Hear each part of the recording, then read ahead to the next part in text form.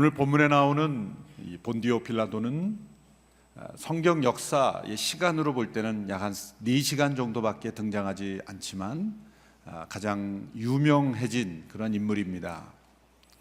우리가 고백하는 사도신경에 예수님을 핍박하고 고난을 준 대표적인 사람으로 언급되고 있기 때문입니다. 사도신경에 보면 본디오 빌라도에게 고난을 받으사 이렇게 고백합니다. 아마 빌라도의 후예들은 억울하다고 항변할지 모릅니다. 예수님을 핍박하고 십자가에 내몬 사람이 빌라도만 아닌데 오히려 빌라도를 그렇게 내몰았던 유대 지도자들이 더 큰 죄가 있다고 볼 수 있지 않을까? 왜 빌라도의 이름만 들어가야 하는가라고 항변할지 모릅니다. 그러나 빌라도의 이름이 들어간 것은 그만 예수님을 고난받게 했다는 뜻은 아닙니다. 빌라도는 예수님을 십자가에 내몰았던 그 당시의 모든 죄인들을 대표하는 이름으로 사도신경에 언급된 것입니다. 그는 예수님의 죽음에 관한 최종 결정권자였죠. 그는 예수님을 십자가에 넘겨주는 결정을 한 사람입니다. 그리고 그 결정 이면에는 진실을 거짓에 넘겼던 그런 피할 수 없는 죄가 숨어 있었다는 것입니다. 예수님은 2번에 걸쳐서 재판을 받으셨습니다. 한 번은 유대 산헤드린 공회, 우리로 말하자면 국회, 또 그 대법원, 또 행정부, 예전에는 이 산헤드린 공회가 3권을 다 가지고 있었기 때문에 분리되지 않았기 때문에 이 산헤드린 공회가 결정한 것은 무엇인지 법이 되고 반드시 실행될 수 있는 그런 막강한 권한을 가진 대표 기구였죠. 이 산헤드린 의회에 의해서 재판을 받고 또 로마에 넘겨져서 로마 당국에 의해서 빌라도의 주관 아래 재판을 받았습니다. 그런데 이 두 재판 모두가 3단계에 걸쳐서, 그러니까 총 6단계에 걸쳐서 재판을 받았죠. 첫 번째 유대 산헤드린 공회에 의해서는 먼저 대제사장 안나스에 의해서 재판을 받고 다시 산헤드린 공회에서 심야 재판을 받고 그 다음날 새벽에 결정이 내려졌습니다. 그리고 로마에 의한 빌라도에 의한 재판은 이른 새벽 빌라도에 의해서 먼저 신문을 받고 그 다음에 갈릴리 지역 관할인 헤로데게로 보내졌다가 다시 빌라도에게 와서 재판이 이루어지고 사형이 언도되었습니다. 그런데 그 모든 6단계의 과정이 18시간 만에 다 이루어졌다는 거예요.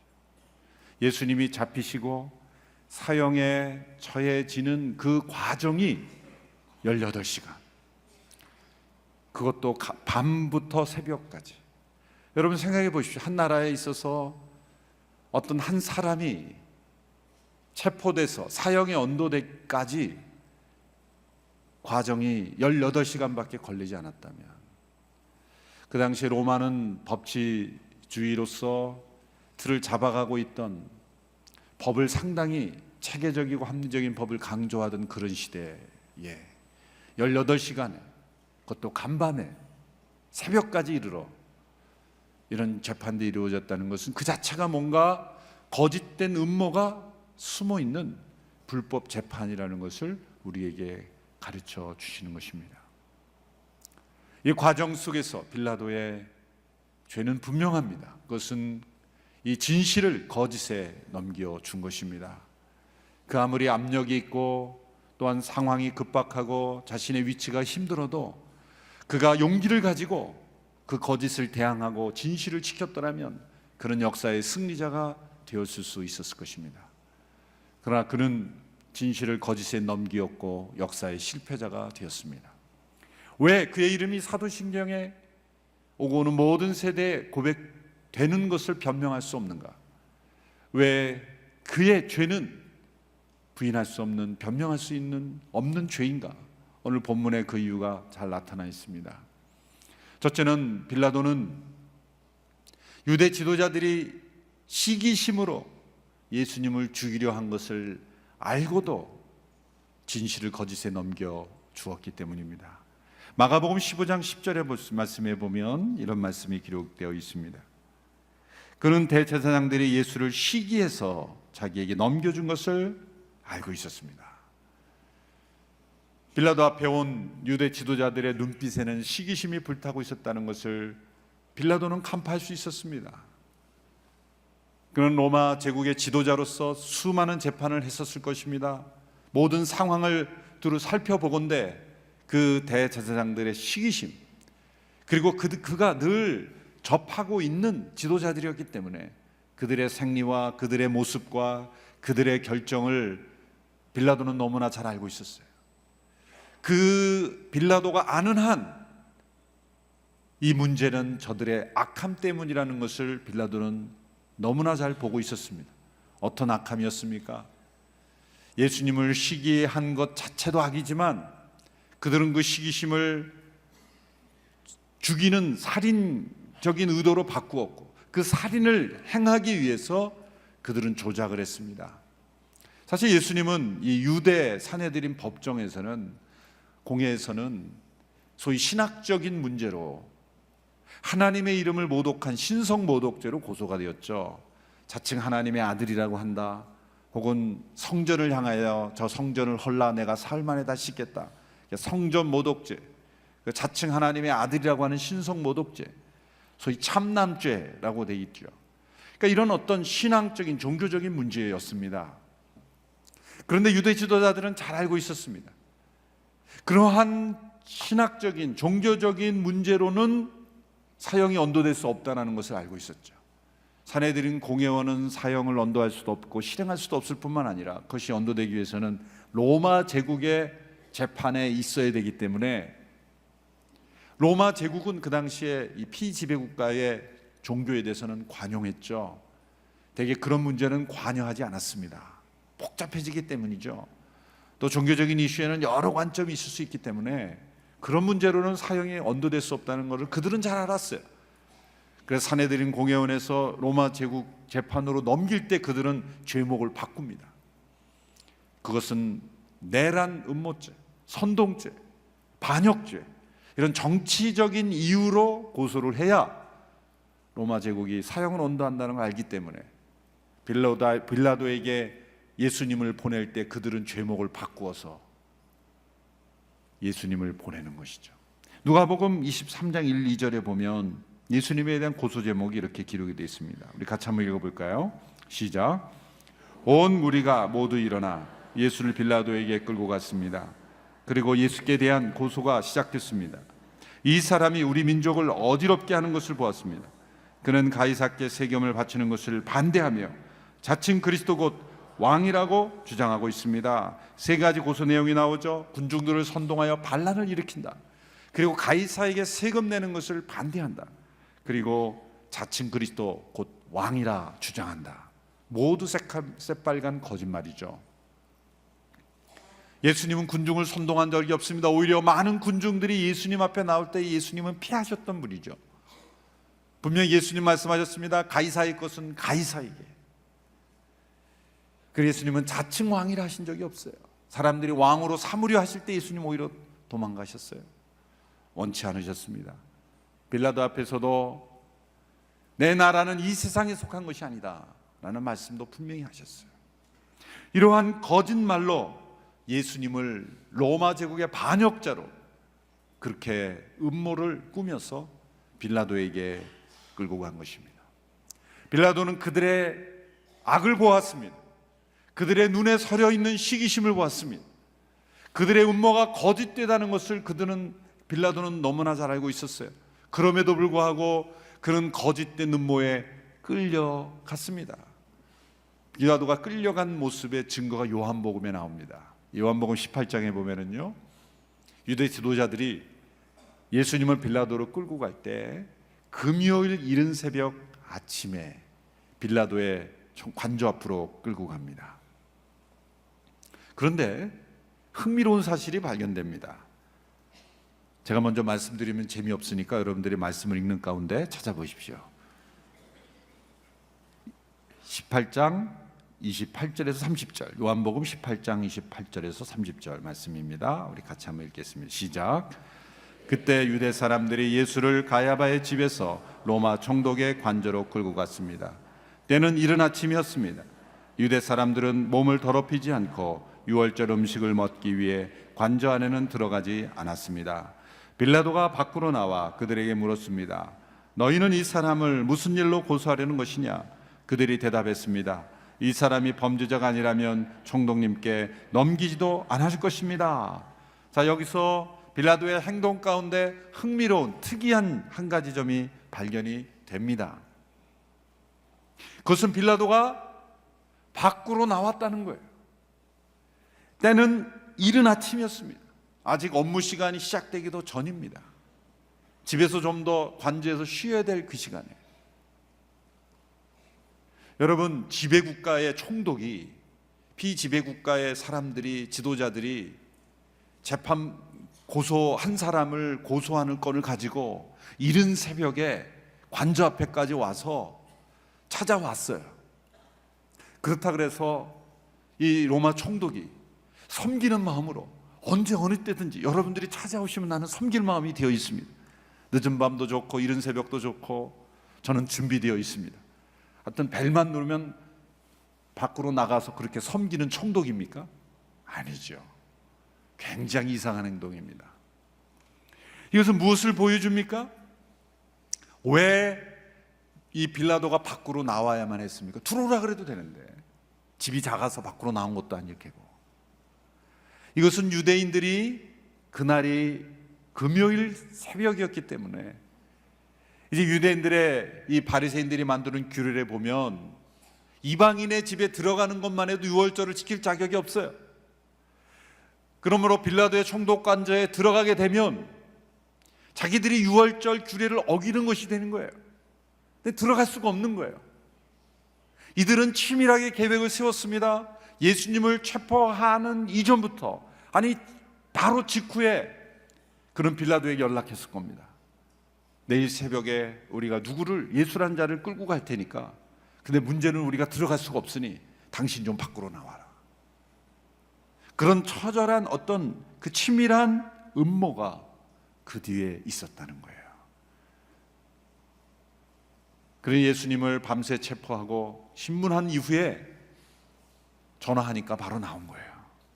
관저 밖으로 나온 거예요. 그래서 예수님을 재판하기 시작한 겁니다. 끌려가는 모습, 그들의 거짓된 음모, 그들의 살인 계획, 불의한 계획, 그것에 지도자가 끌려가는 거죠.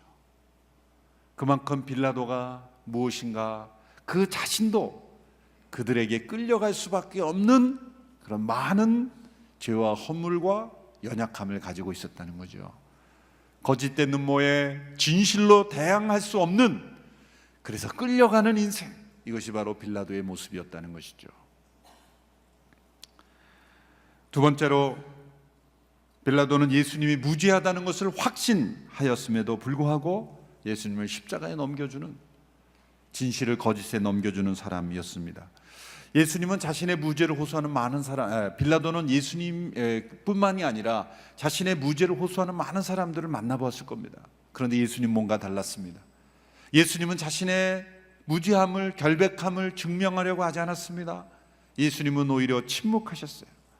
빌라도가 예수님을 신문하고 난 뒤에 3번씩이나 공식적으로 죄가 없다고 선언합니다. 첫 번째 무죄의 선언은 금요일 새벽 첫 번째 예수님을 신문하고 마치고 난 뒤에 이렇게 말합니다. 누가복음 23장 4절의 말씀 우리 같이 함께 읽겠습니다. 시작. 그러자 빌라도는 대제사장들과 무리에게 말했습니다. 나는 이 사람에게서 아무런 죄목을 찾지 못하겠다. 아무런 죄목을, 이 사람이 죽일 만한 아무런 죄목을 찾지 못하겠다. 두 번째 문제의 선언은 예수님을 헤롯에게서 보냈다가 다시 헤롯 조사를 받고 돌아왔을 때 빌라도가 사람들에게 이렇게 말합니다. 요한복음 19장 4절의 말씀입니다. 같이 읽겠습니다. 시작. 빌라도는 다시 밖으로 나와 유대 사람들에게 말했습니다. 보라, 내가 예수를 너희들 앞에 데려오겠다. 이는 그에게서 아무 죄도 찾지 못한 것을 너희에게도 알게 하려는 것이다. 아무 죄도 찾지 못했다. 두 번째 무죄를 선언했어요. 세 번째 무죄 선언은 군중들이 십자가에 못 박으러 외칠 때 빌라도가 흥분하며 이렇게 말했습니다. 23장 22절, 오늘 본문 가운데 있는 말씀입니다. 우리 같이 함께 읽겠습니다. 시작. 빌라도가 세 번째로 말했습니다. 도대체 그가 무슨 나쁜 일을 했다고 그러느냐? 나는 이 사람에게서 사형에 처할 아무런 죄를 찾지 못했다. 그래서 나는 그를 매질이나 해서 풀어줄 것이다. 빌라도는 그다지 선한 사람이 아닙니다.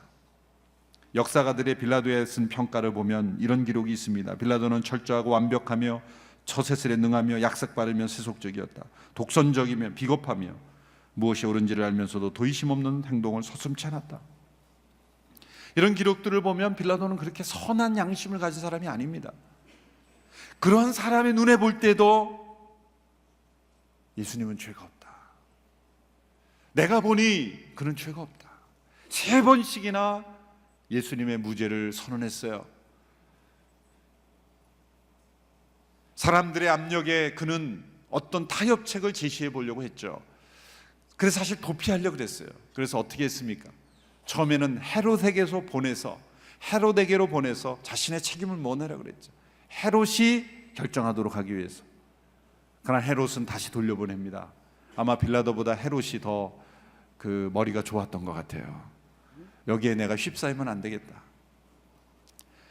그것이 계획이 실패합니다. 2번째는 매질이나 해서 풀어놓겠다. 너희들이 이 예수란 자를 너희들이 정말 싫어하고 어떤 벌을 내리기 원한다면 죽일 만한 죄는 내가 찾지 못했으니 내가 매질을 해서 때려서 채찍질을 한 다음에 풀어주겠다. 일종의 타협책을 본 거예요. 그런데 사람들은 원치 않았습니다. 십자가의 못 박으로 외칩니다. 그 3번째, 이 빌라도가 생각하는 그런 어떤 그 도피 수단은 뭐냐면, 유월절 어떤 이 되면은 관례상 한 사람을 특별 사면해 주는 그런 관례가 있었습니다. 그 관례를 이용해서 그냥 풀어준다 그러면 안 되니까 그 당시에 흉악한 반란죄를 지었던 바라바라고 하는 그러한 유대 죄인, 심지어 살인도 실제로 행하고 폭동을 일으킨 바라바라는 죄인과 이 예수님을 놓고 특별 사면할 자를 선택하도록 했죠. 빌라도는 당연히 예수님이라고 생각했죠. 바라바라고 하는 분명한 증거가 있고 분명한 죄를 진, 살인 죄를 지고 폭동하고 죽임당할 그런 죄인과 예수님을 갖다 붙여놓으면 상식적인 판단으로는 당연히 예수님을 풀어주라고 사람들이 말할 줄 알았던 거예요. 그런데 웬일입니까? 사람들은 바라바를 풀어주라고 말했다는 거예요. 사실 빌라도가 진실을 말할 수 있는 용기가 있다면 이런 타협책도 필요가 없죠. 그냥 예수님을 풀어주면 되는 것이죠. 어떤 압력에도 불구하고 어떠한 도피책도 필요가 없는 것입니다. 헤롯에게도 보낼 필요도 없고 매질할 필요도 없고 또 특별 사면 대상에 올릴 필요도 없는 것입니다. 다 두려움에서 나온 진실을 말할 수 있는 용기가 없기 때문에 이 빌라도는 여러 가지 아이디어를 만들어 보려고 했던 것입니다. 그러나 다 실패했습니다. 사람들은 외치기 시작했습니다. 바라바를 풀어주라. 예수를 십자가에 못 박으라. 예수님이 예루살렘에 들어오실 때 호산나 호산나를 외쳤던 그 무리들이 변하여 이제는 십자가에 못 박으라고 외치고 있는 것입니다. 여러분, 이 군중의 소리에 있는 거짓, 사람들은 자기가 진실이라고 믿으면 그 순간에 그것을 포기하지 않는 위험이 얼마나 많은지 모릅니다. 그것이 정말 진실인지를 확인해 보지도 않고 사람들은 소문으로 듣고 그 소문을 진실로 믿고 그 진실을 가장된 거짓된 소문으로 그 불의를 행하는 일에 앞장서고 있다는 거예요. 빌라도는 지도자로서 비록 소리는 크지만 그것이 거짓에서 나온 소리였다면 그 큰 함성을 두려워하지 말았어야 되죠. 소리는 들려오지 않지만 귀 기울여만 들을 수 있는 진실된 소리를 그는 들어야만 했습니다. 자신의 양심의 소리를 들어야만 했습니다. 그리고 그가 꼭 들어야 될 소리가 있었는데 그것은 그의 아내의 소리였어요. 그가 예수님을 재판하고 있을 때 아내가 전가를 보내죠. 내가 밤새 꿈을 꿨는데 그 사람에게, 그 의로운 사람에게 손을 대지 마라. 내가 그 사람 때문에 밤새 고생했다. 마지막 그가 들어야 될 그 소리까지 그는 외면했습니다. 왜 그랬습니까? 그는 두려웠기 때문이에요. 그는 두려웠기 때문이에요. 세 번째로 그가 왜 진실을 거짓에 넘겼습니까? 그는 군중들의 비위를 맞추려고 했기 때문이에요. 그는 두려웠습니다. 누가복음 23장 23절 24절의 말씀 우리 같이 함께 읽겠습니다. 시작.